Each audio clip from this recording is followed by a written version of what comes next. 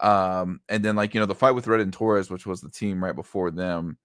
That one, I know it was only kind of Robbie and Kenny somewhat for the most part, along with Miguel.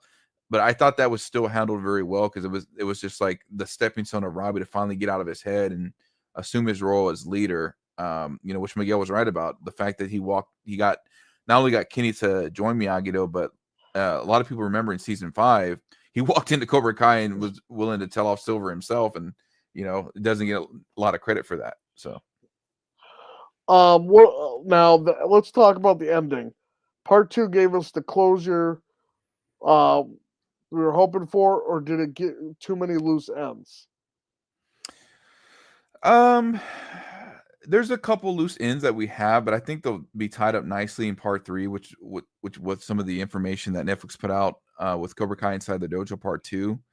So obviously we know the tournament's going to continue as far as that goes, but I'm really looking forward to see how they're going to handle, like, what's the discussion is going to be like, because there's a lot of factors that are involved at this point. Like Kreese obviously is probably going to get the majority of the blame for bringing the Unjang-Do in the first place. Right. I think Sensei Ivanov will probably get questioned too, because he started the brawl technically when he punched out Gunther. Mm-hmm.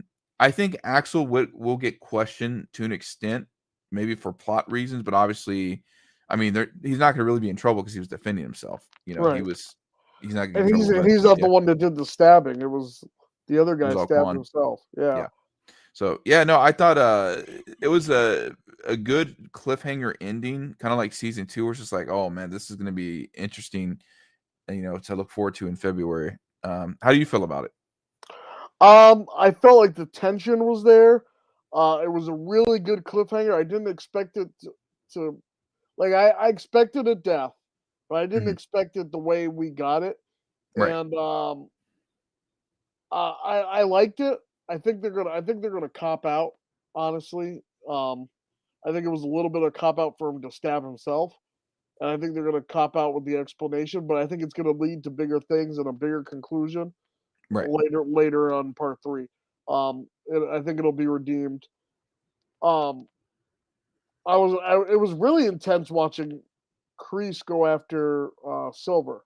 Yeah. I was on the edge of my seat the entire time, and it was a very satisfying ending, and I'll say bravo for keeping my interest. I wasn't bored.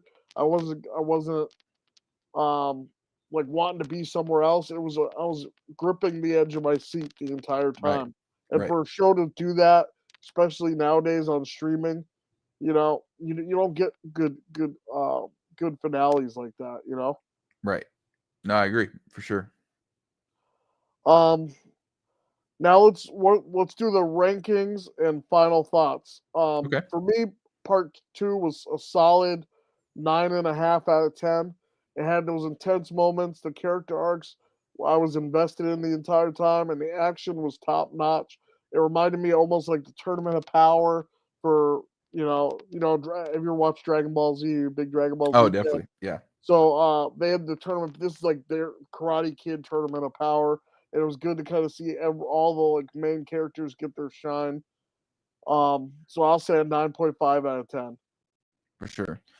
I think I can agree with that. I mean, the season wasn't perfect, but it was a lot more good than bad. Like I said, I have my little critiques here and there, but about 9 out of 10, 9.5 out of 10. I think that's a very fair rating.